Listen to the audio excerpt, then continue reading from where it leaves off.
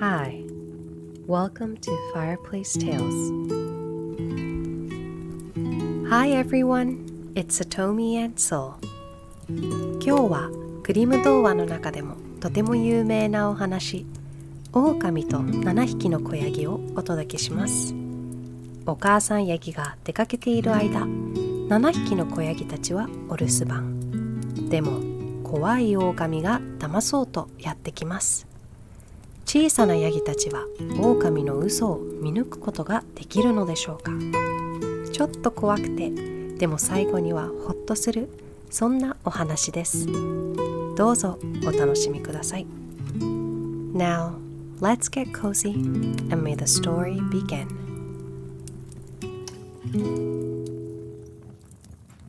The Wolf and the Seven Little Kids by Jacob Grimm and Wilhelm Grimm. 翻訳、矢崎源九郎。There was once on a time an old goat who had 7 little kids and loved them with all the love of a mother for her children. One day, she wanted to go into the forest and fetch some food. So she called all 7 to her and said, "Dear children, I have to go into the forest. Be on your guard against the wolf. If he comes in, he will devour you all, skin, hair, and all. The wretch often disguises himself, but you will know him at once by his rough voice and his black feet." The kids said, "Dear mother, we will take good care of ourselves. You may go away without any anxiety." Then the old one bleated and went on her way with an easy mind. It was not long before someone knocked at the house door and cried, "Open the door, dear children. Your mother is here and has brought something back with her for each of you." But the little kids knew that it was the wolf by his rough voice. "We will not open the door," cried they. "You are not our mother. She has a soft, pleasant voice, but your voice is rough. You are the wolf." Then the wolf went away to a shopkeeper and bought a great lump of chalk, ate this, and made his voice soft with it. Then he came back, knocked at the door of the house, and cried, "Open the door, dear children. Your mother is here and has brought something back with her for each of you." But the wolf had laid his black paws against the window, and the children saw them and cried, "We will not open the door. Our mother has not black feet like you. You are the wolf." Then the wolf ran to a baker and said, "I have hurt my feet. Rub some dough over them for me." And when the baker had rubbed his feet over, he ran to the miller and said, "Strew some white meal over my feet for me." The miller thought to himself, "The wolf wants to deceive someone," and refused.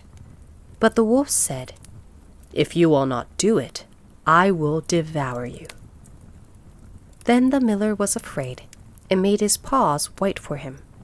Yes, so are men. Now the wretch went for the 3rd time to the house door, knocked at it, and said, "Open the door for me, children. Your dear little mother has come home and has brought every one of you something from the forest with her."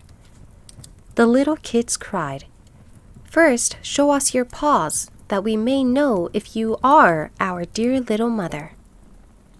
Then he put his paws in through the window, and when the kids saw that they were white, they believed all that he said and opened the door. But who should come in but the wolf? They were terrified and wanted to hide themselves. One sprang under the table, the second into the bed, the third into the stove, the fourth into the kitchen, the fifth into the cupboard, the sixth under the washing bowl, and the 7th into the clock case.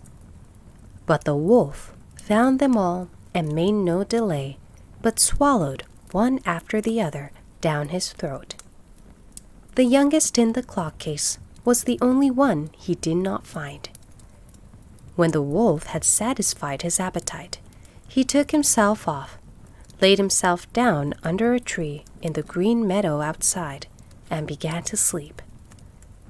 Soon afterward, the old goat came home again from the forest. Ah, what a sight she saw there! The house door stood wide open. The table, chairs, and benches were thrown down. The washing bowl lay broken to pieces, and the quilts and pillows were pulled off the bed. She sought her children, but they were nowhere to be found. She called them one after another by name, but no one answered.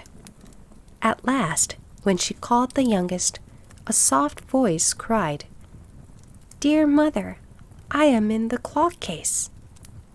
She took the kid out, and it told her that the wolf had come and had eaten all the others. Then you may imagine how she wept over her poor children. At length, in her grief, she went out, and the youngest kid ran with her. When they came to the meadow, there lay the wolf by the tree, and he was snoring so loud that the branches shook. She looked at him on every side, and saw that something was moving and struggling in his stomach. "Ah," said she, "is it possible that my poor children, whom he has swallowed down for his supper, can be still alive?"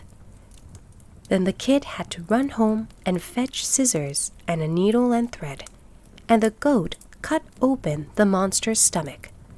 Hardly had she made one cut, than a little kid thrust its head out, and when she had cut farther, all 6 sprang out one after another, and were all still alive, and had suffered no hurt whatever, for in his greediness the monster had swallowed them whole. What rejoicing there was! They embraced their dear mother, and jumped like a tailor at his wedding. The mother, however, said, "Now go and look for some big stones. We will fill the wicked beast's stomach with them while he is asleep." Then the 7 kids dragged the stones thither with all speed, and put as many of them into his stomach as they could get in, and the mother sewed him up again in the greatest haste, so that he was not aware of anything, and never once stirred. When the wolf had had his sleep out, he got on his legs, and as the stones in his stomach made him very thirsty, he wanted to go to a well to drink. But when he began to walk and to move about, the stones in his stomach knocked against each other and rattled.